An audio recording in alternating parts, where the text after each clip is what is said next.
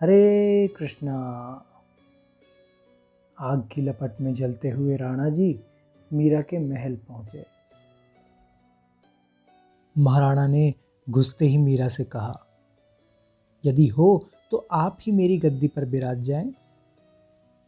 लोग तो झूठ बोलते हैं कि डाकू आया, अकाल पड़ा। बहाने खोजने वालों की क्या कमी रहती है। आज अर्ज कर रहा हूं कि मुझे मेरा काम करने दें। अब कभी बीच में ना पड़िएगा, नहीं तो मुझसे बुरा कोई ना होगा। चारों ओर आपने हमारी समुचित बदनामी करवा दी है और यह बदनामी सुन सुन करके हमारे कान पक गए, पर आपको क्या चिंता।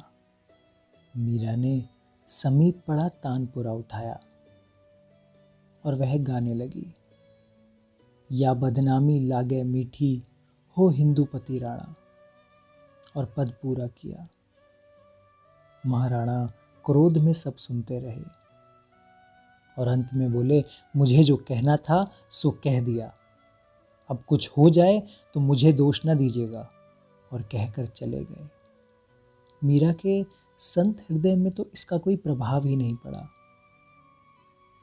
पर मेड़ता के राठौड़ इस अपमान से झुलस उठे।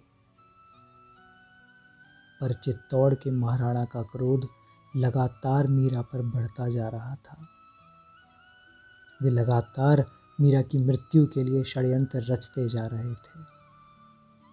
और एक दिन महाराणा ने बाहर जाकर विजयगर्वीय दीवान से सलाह की और राजवैद्य को बुलाया और दयाराम पंडा के साथ सोने के कटोरे में जगन्नाथ जी का चरणामृत भेजा। यह चरणामृत मीरा के लिए था, जिसमें हलाहल विष था। पात्र को लेकर दयाराम पंडा और पीछे पीछे मीरा की ननद उदय कुंवर बाईसा भी पधारी। मीरा अपने गिरधर गोपाल के निकट बैठकर जल अर्पण कर रही थी। इतने में दयाराम ने जाकर कटोरा सम्मुख रखा। श्री जी ने जगन्नाथ जी का चरण अमृत भिजवाया है सरकार, कहते हुए दयाराम का कंठ कांप गया। मीरा ने कहा, आज तो सोने का सूर्य उदय हुआ है पंडा जी, श्री जी ने बड़ी कृपा की। यह कहते हुए मीरा ने कटोरा उठा लिया, उसे प्रभु के चरणों में रखते हुए बोली, ऐसी कृपा करो मेरे प्रभु कि राणा जी को सुमति आवे। फिर पंडा जी से पूछा, कौन आया है जगन्नाथपुरी से। पंडा ने कहा, मैं नहीं जानता सरकार, कोई पंडा या यात्री आए होंगे। मीरा ने तानपुरा उठाया और आंखें बंद कर ली और वह गाने लगी, तुमको शरणागत की लाज, भांत भांत के चीर पुराए पांचाली के काज, परितज्ञा तोड़ी भीष्म के आगे चक्र धर्यो यदुराज, मीरा के प्रभु गिरधर नागर दीन बंधु महाराज। की दासियां थोड़ी दूर खड़ी हुई भय और लाचारी से देख रही थीं इन चरणामृत लाने वालों को और कभी भोलेपन की सीमा सी अपनी स्वामिनी को, जो सभी को अपने ही समान सीधा और निश्चल समझती हैं।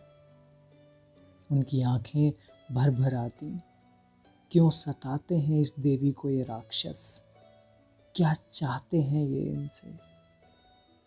भजन पूरा हुआ और मीरा ने कटोरा मुख से लगाया।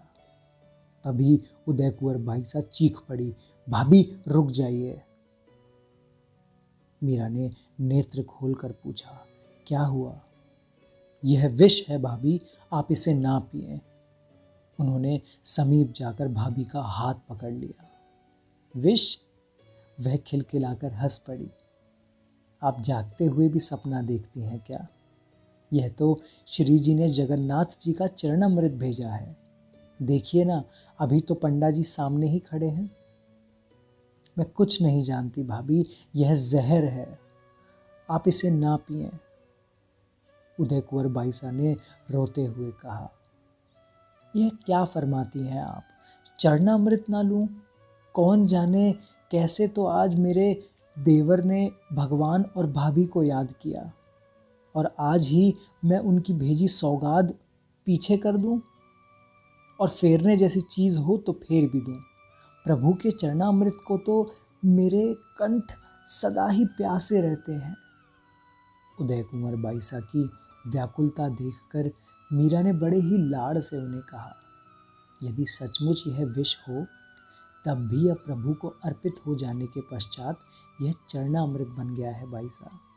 आप चिंता ना करें, प्रभु की लीला अपार है, उनकी सामर्थ्य को कौन पहुंच और आंक सकता है। वे जिसे जीवित रखना चाहें उसे कौन मार सकेगा। मरने और जीने की डोर तो भगवान के हाथ में है, मनुष्य का इस पर जोर नहीं चलता। आप निश्चिंत रहें। और मीरा ने वह कटोरा मुख से लगाया और पलक झपकते में खाली करके पंडा जी के सामने रख दिया। और इस तरह अपने गिरधर गोपाल को अर्पण करने के बाद मीरा ने विष भी पी लिया।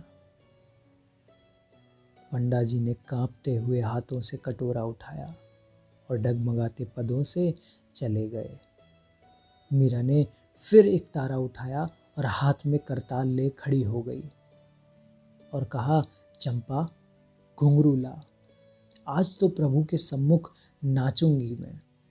और घुंघरू बंधवाते ही मीरा गाने लगी, पग घुंघरू बांध मीरा नाची रे, मैं तो मेरे सांवरिया की आप ही हो गई दासी रे।